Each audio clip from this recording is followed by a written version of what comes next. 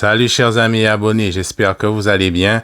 Pour la première fois sur cette chaîne, je vais faire une petite réaction au teaser d'un film qui est sorti il y a plusieurs jours, dont je vous présente la première affiche officielle. C'est Fantomas le Nouveau Monde, un film qui va être réalisé par Frédéric Tellier et dont la sortie est prévue le 3 février 2027. Il s'agirait d'une adaptation des romans de Pierre Souvestre et Marcel Alain, et apparemment ce serait une adaptation plus ou moins fidèle. Ce qui signifie qu'il y aura une très grosse différence entre ce film et la trilogie que l'on connaît qui date des années 60 du fameux Une Belle, Fantomas, Fantomas se déchaîne et Fantomas contre Scotland Yard, avec en star incontesté Jean Marais, Louis de Funès et Mylène de Mongeau.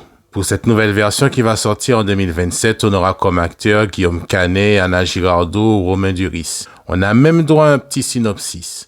En 1914, une série de meurtres spectaculaires se réalise à Paris et est signée d'un F, et c'est le commissaire juif qui va enquêter et essayer de démasquer celui qui n'a pas de visage et qui n'a pas de morale, le fameux Fantomas. Alors perdons pas de temps et visionnons ce trailer.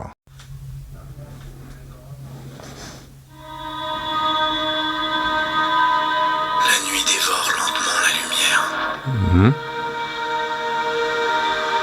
Les masques tombent. Pas mal le masque. Pas mal. L'ordre vacille. C'est quoi ce plan là? La révolution court. Ouais. Le monde s'apprête à basculer dans le chaos. Oh purée, on dirait Batman. Ah mais vrai, ça fait sacrément Batman. Je suis l'étincelle. Oh le plan de la ville là, oh là, ça fait CGI, ça fait un peu IA ce truc là. Ah ouais, ça c'est vraiment Batman. Oh punaise.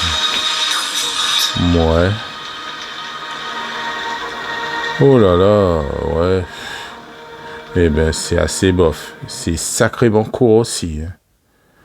Ah là là là là, bon ben. Allez. Alors, que dire de ce trailer? Franchement, je sais pas quoi dire. En tout cas, j'avoue que ça m'a fait un peu marrer. Non pas le masque de Fantomas qui est un peu ressemblant à celui des années 60, tout en essayant de garder une colorimétrie beaucoup plus prononcée, mais le fait qu'il soit suspendu en l'air en regardant la ville de Paris en train d'être détruite, avec la narration de Guillaume Canet qui est un peu bizarre. J'ai même eu l'impression de me retrouver devant Batman. Je suis la vengeance. Je suis les ténèbres. Je suis Batman. Je ne sais pas si vous avez éprouvé la même chose que moi, dites-le moi en commentaire. Comme on dit, il faut laisser sa chance au produit. On ne sait pas de quoi ça va exactement parler, vu que c'est une adaptation. On ne sait pas de quel bouquin ça va s'inspirer. Justement, ça me permet de glisser une petite anecdote, car grâce à un ami très cher, j'ai les livres de Fantomas. Je les ai lus, c'est vraiment pas mal. Ça mérite le coup d'œil. Donc si vous avez l'occasion, lisez-le, ça vaut le coup. Et là, après le visionnage du trailer, je suis en train de me dire, pourquoi?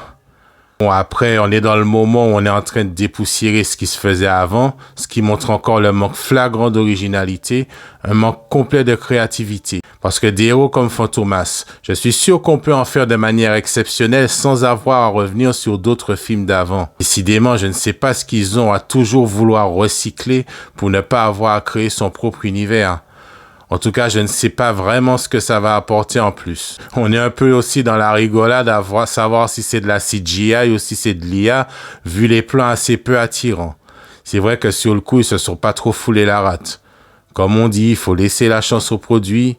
Mais bon, franchement, je vois pas d'utilité. Bon, je pense qu'il n'y a pas grand-chose à dire de plus. J'espère que cette première réaction vous aura plu.